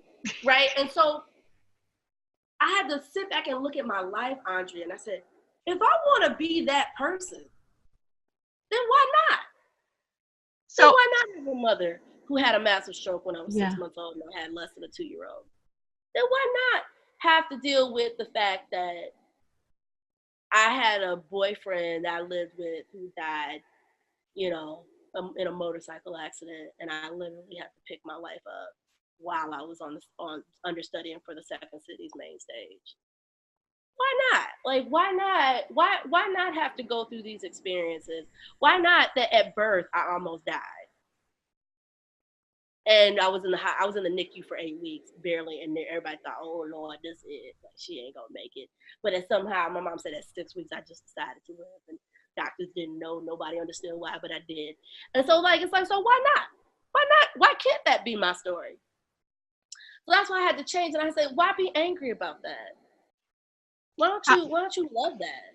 How does that inform what you're doing now, like your stage life? And you got this whole Becky thing going, and I know. Well, okay, so yes, I did a short film, In the Midst of Morons, and my friend Dre helped me. He counseled me through it because I did that. I had a friend of mine help me. She was executive producer of it, but she was also the director, and I was producer of it, and I did everything, and I wrote it. And he coached me through it because I was about to be insane. And then, because I was in grad school at the time too. Yes. And so I did all that. And so after that was done, like Drake called me a few days later after the shoot was done, and he was like, you want to do a 10-minute film project? And I was like, sure. And after I'm like, why am I saying yes to this? I ain't got no money. I ain't got no time. And so I did, and it ended up being where now we have a web series. Because like we took that short 10-minute film and we were like, okay, so what are we going to do with this? We're like, okay. I said, well, why don't we just submit it to film festivals? And we did, and we started winning awards. And people would pull us aside and be like, this is good. And I was like, really? Like, I wrote this in a week. Like, no, you guys have to see the work that I've been working on for 2 years. Like, this ain't nothing. Like, and they're like, what? And I mean, people like love Dre and they love me, and they're like, okay, we got to see you somewhere. And so we started filming other episodes, and we did a crowdfunding. And then we're like, okay, let's wrap this up, and then we're gonna do this final episode. And while we were gearing up for that, we got a phone call from a network. And that's why I know, Audrey, you don't know the deal. We got a phone call from a network, and we were like, what? Like, we were going to plan that for like later this year, where we were going to go in and pitch, and, and they reached out to us, and they were like, okay, we want your show, we want to license it, and we want to help fund the rest of the season, and we want to do this, and we're going to put it on our streaming platform, and go do it. And we're like, what? And I think, Andrea, what happened was I heard no so much over the last 10 years. No, we don't have any funding for that. No, we can't do it. Oh, no, that's not in our budget. No, and this is in lactation. This is in education. This is not just in film. It's like, I've heard no so many times in my life that when now I hear a yes, I don't know how to take it. Like, I'd be like, wait. What'd you say? And then like they say yes again, and I get off the phone and I call my friend Dre, and I'm like, Dre, something's up. Something ain't right. This is a hoax. This is fake news, right? And so, but I had to stop and I go, no, Rebecca, people do want your work. So that's what we're doing now. We are wrapping up negotiations because we got to make sure we get the money right. We got to make sure we get the legalities right.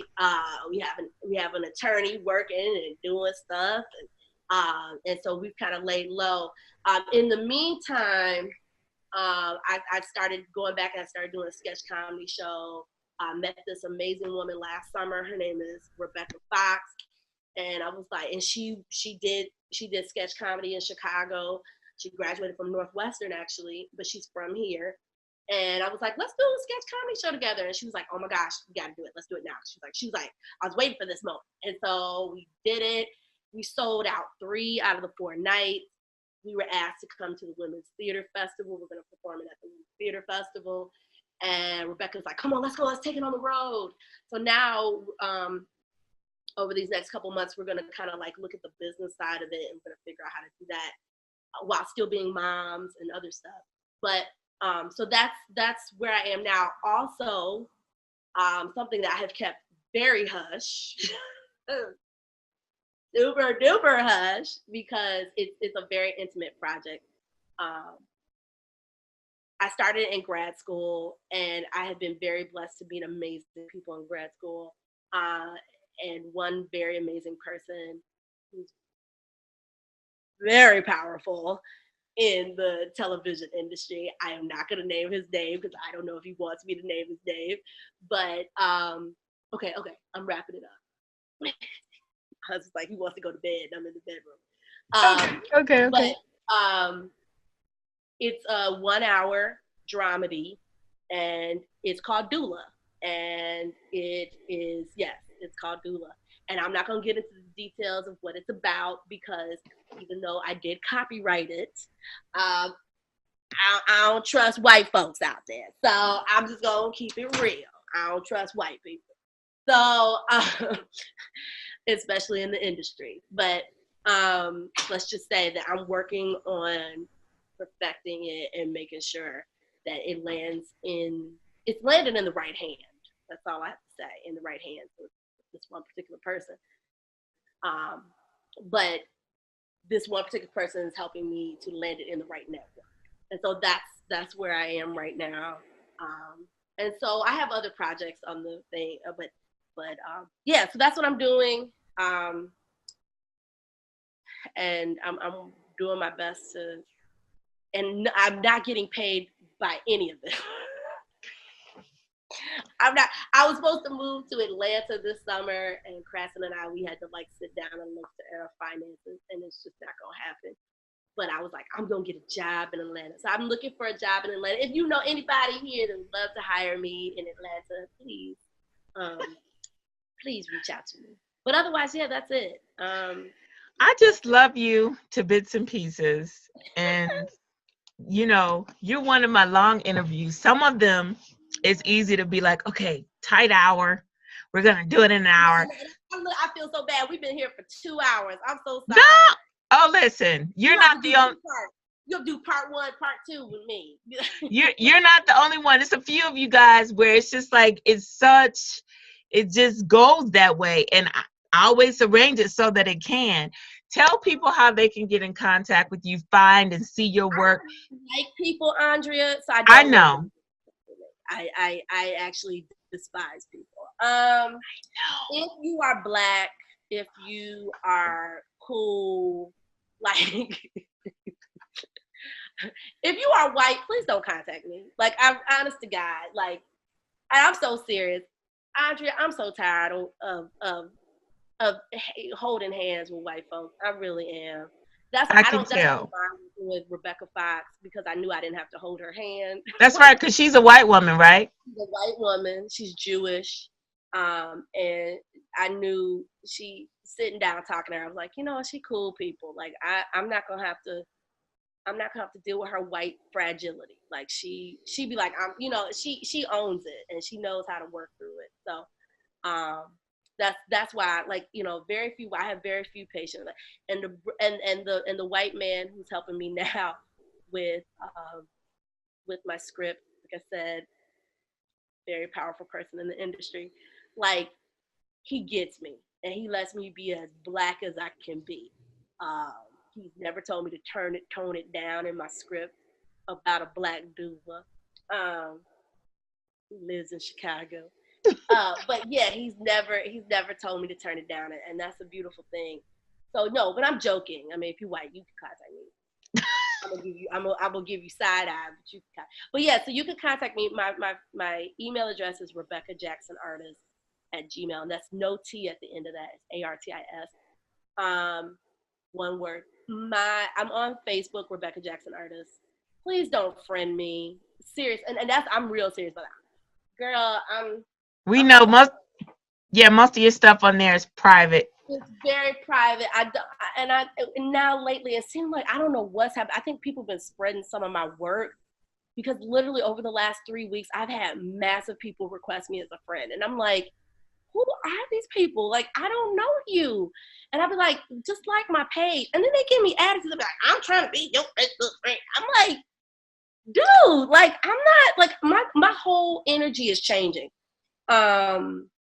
And so I'm really viewing myself as I'm a very important person, and there's only a few people I really want to know my business, right?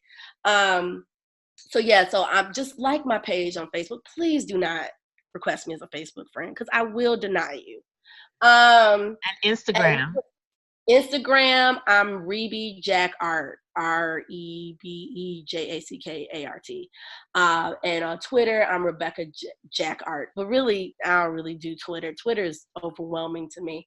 I'm on LinkedIn.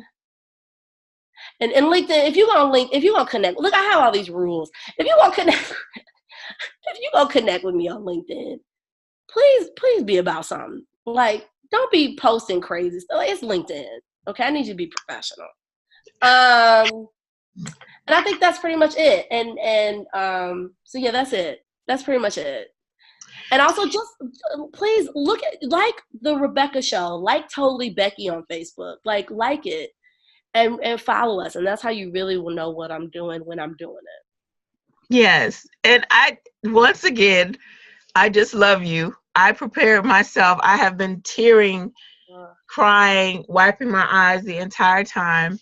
I will put a disclaimer for the people because I do not edit and I do not censor.